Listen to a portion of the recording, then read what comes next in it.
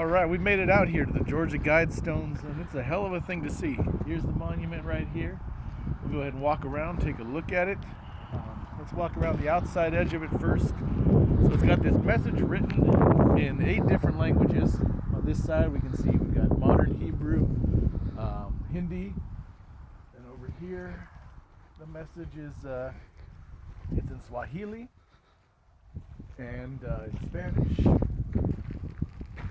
And it's the same message, eight guidelines for building a peaceful society, 8 guidelines for humanity. Here's the English version right here. On the video, in the description, I'll post the full text of it here. But it's a lot of guidelines for peace on earth, basically. A lot of kind of globally minded guidelines.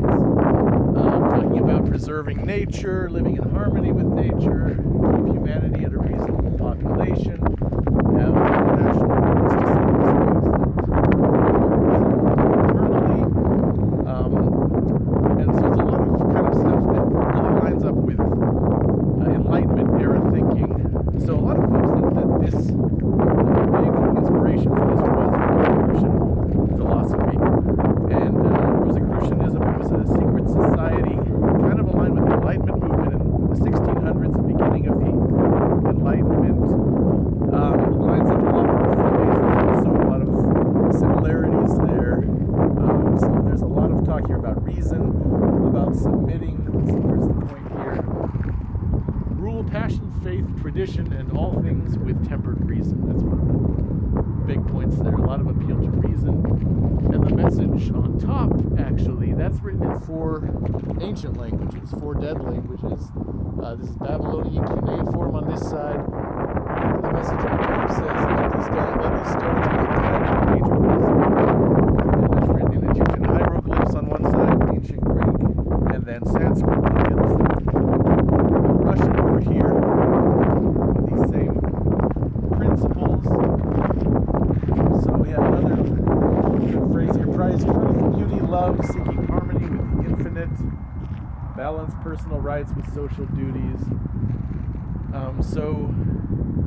There's a lot of this philosophy here about focusing on reason and world peace, avoiding war. Here we've got Mandarin Chinese, Arabic. So why did this mystery man have this built? Now, one more mysterious part of it is these little slots here. This is what's really interesting. There are slots here that are made to line up with the movement of the sun and stars. This one, I think, is supposed to line up with the equinox. So the winter and summer equinox, you'll be able to see the sun directly through here. Up top, there's a little notch where whenever it's high noon at any time of year, the sun will shine directly through that little notch up top. Over here, we have a fun little glory hole. Take a look up the glory hole there. And Brent can't fit in the glory hole, and that's why we all love Brent.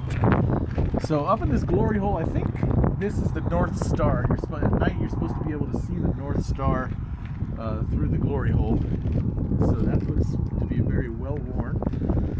And I think that's all. And just the alignment of it too is supposed to be lined up directly with the Earth's axis, or I don't know what the hell. Something to do with the movement of the Earth and the planets.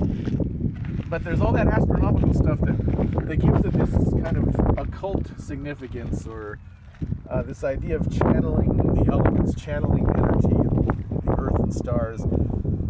So one part of the guy's motivation, or the people, whoever had this built, they probably wanted it to be a remnant of reason if humanity wiped ourselves out, or almost wiped ourselves out. This was in 1980, so height of the Cold War, a lot of people were really afraid that sooner or later the bombs would drop and humanity would be in this nuclear war and we would wipe out civilization. The US and Soviet Union were a few times just about to hit the button and drop the bombs. So whoever had this built was thinking that for the survivors, when they wanted to rebuild society, these would be guidelines to show them how to do it the right way, how not to screw it up like we did when we dropped the bombs, and how to build a peaceful society that really looks out for the whole and the individual. And So that makes enough sense. If you thought that civilization was going to end, it would make sense to want to leave something behind for the survivors. They were going to build a time capsule over here by this slab, which slab indicates some of the specs and dimensions of the thing. They were going to build a time capsule underneath here, but they never got around to it.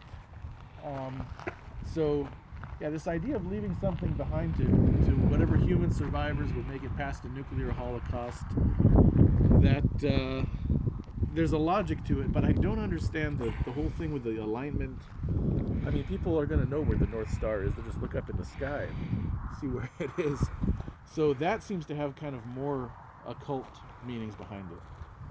I don't know, like, it just doesn't all add up, and nobody's got a theory that really covers all the points here. But it's a hell of a thing to look at. It is really unique, and